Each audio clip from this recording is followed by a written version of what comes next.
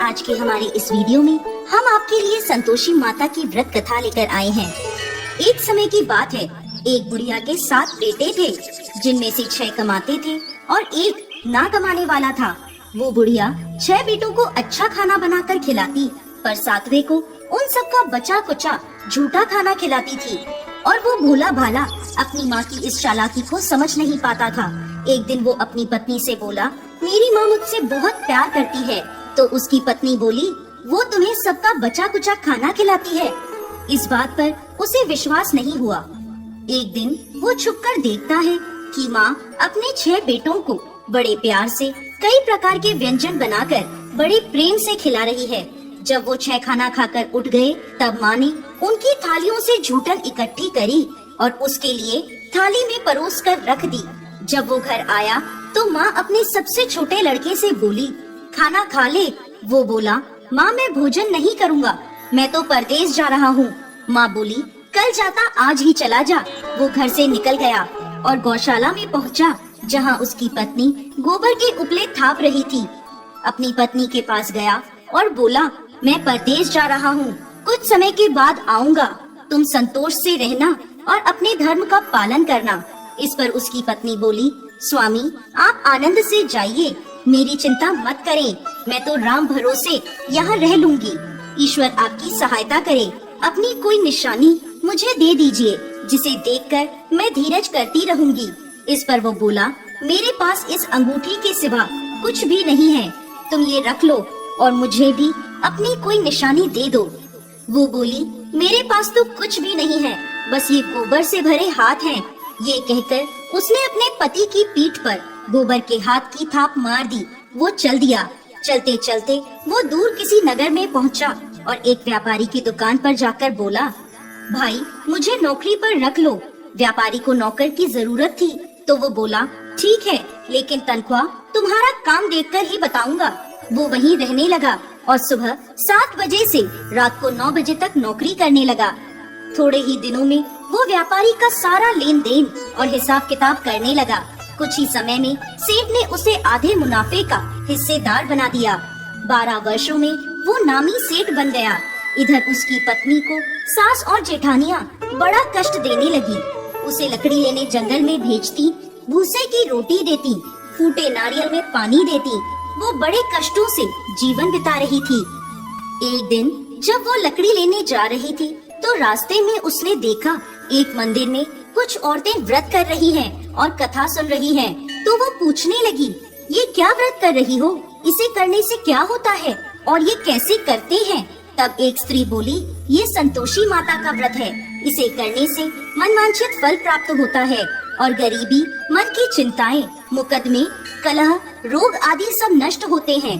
संतान सुख, धन, शांति और मन पसंद वर मिलता है और दूर गए पति के दर्शन होते हैं। उन्होंने उसे व्रत की विधि बता दी।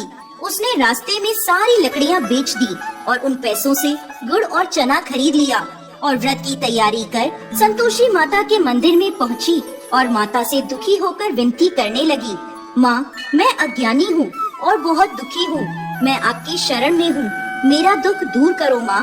अब वो हर शुक्रवार ऐसा ही करती। एक दिन माता को उस पर दया आ गई।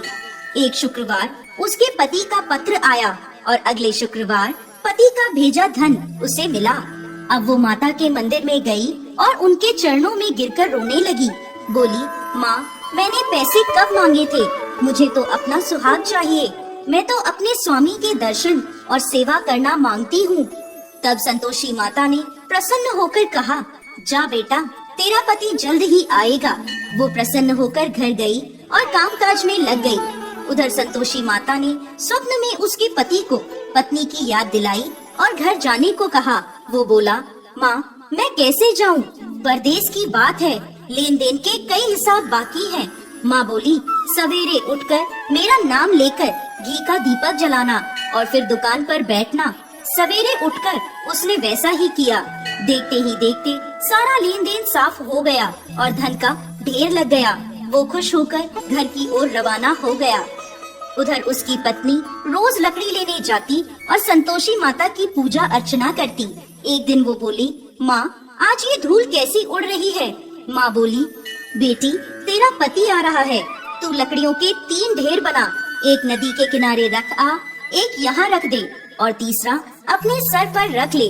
तेरे पति के दिल में इस लकड़ी के गट्ठर को देखकर मोह पैदा होगा और घर जाकर आवाज लगाना, सासू जी लकड़ियों का गट्ठर लो, भूसे की रोटी दो और फूटे नारियल में पानी दो। आज मेहमान कौन आया है? उसने वैसा ही किया। घर गई, आंगन में लकड़ियों का गट्ठर रखकर बोली, सासू जी लकड़ियों का गट्ठर लो, भूसे की रोटी दो और फूटे नारियल में पानी दो। आज मेहमान कौन आया है? ये सुनकर सास दौड़ी दौड़ी बाहर आई और अपने कष्टों को भुलाने के लिए कहने लगी, बेटी तेरा पति आया है, आ मीठे भात का भोजन कर और गहने और कपड़े पहन। इतने में उसका पति बाहर आया और उसके हाथ में अपनी दी अंगूठी देखकर माँ से पूछने लगा, माँ ये कौन है? माँ बोली, बेटा ये तेरी बहू है, पूरे 12 बरस हो गए, ये दिन भर घूमती फिरती है, कोई कामकाज भी नहीं करती, तुझे देखकर नखरे कर रही है। वो बोला, माँ मैंने तुम्हें और इसे दोनों को देख लिया है, अब मुझे दूसरे घर की चाबियाँ दे दो, मैं उसमें रहूंगा। माँ बोली, ठीक है जैसी तेरी मर्जी। और माँ ने चाबियों का गुच्छा पटक दिया। बेटे ने अपना सामान दूसरे घर में रख दिया। देखते ही देखते उनके राजा के समान ठाट बाट हो गए। अगला शुक्रवार आया, वो अपने पति से बोली, मुझे संतोषी माता के व्रत का उद्यापन करना है। वो बोला, खुशी से करो। वो तैयारियों में लग गई।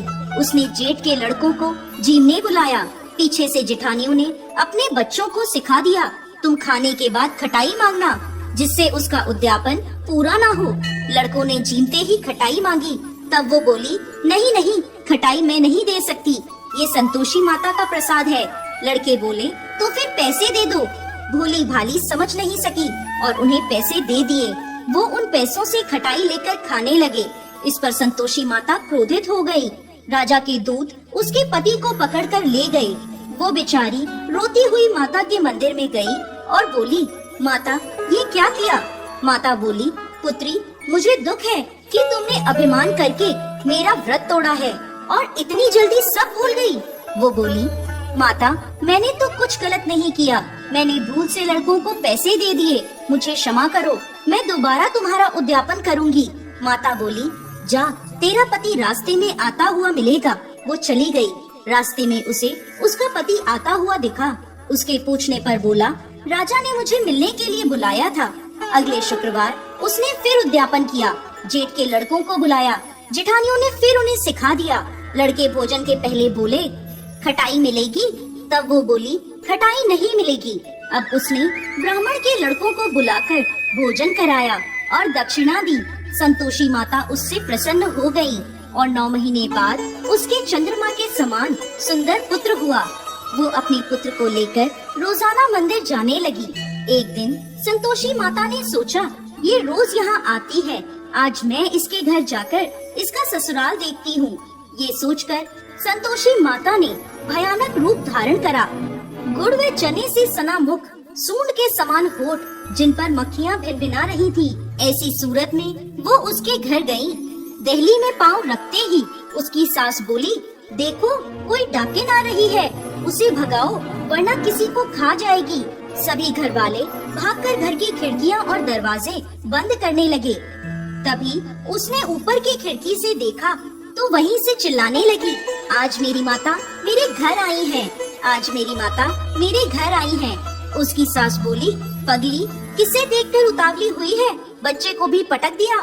बहू बोली, माता जी मैं जिन संतोषी माता का व्रत करती हूँ ये वो माता है। ऐसा कहकर उसने सारी खिड़कियाँ और दरवाजे खोल दिए। सबने संतोषी माता के चरण पकड़ लिए और विनती कर कहने लगे, हे माता हम मूर्ख हैं, अज्ञानी हैं, पापी हैं, आपके व्रत की विधि हम नहीं जानते, आपका व्रत भंग कर हमने बहुत बड़ा अपराध किया है। हे जगत माता हमारा अपराध क्षमा करें। माता बहुत खुश हुई। हे संतोषी माता, जिस प्रकार आपने बहू को फल दिया वैसा ही इस कहानी को कहते, सुनते और हुंकार भरते सबको देना। दोस्तों, संतोषी माता को संतोष, सुख, शांति और वैभव की माता के रूप में पूजा जाता है। माता संतोषी भगवान श्री गणेश की पुत्री हैं। इनका यह व्रत करने से धन, विवाह, संतान आदि भौतिक सुखों में वृद्धि होती है। ये व्रत शुक्ल पक्ष के प्रथम शुक्रवार से शुरू होता है और 16 शुक्रवार तक व्रत कर इसका उद्यापन किया जाता है। गुड़ और चने का भोग माता को लगाया जाता है। ये व्रत करने वालों को खट्टी चीजों को ना ही खाना चाहिए और ना ही हाथ लगाना चाहिए। बोलिए संतोषी माता की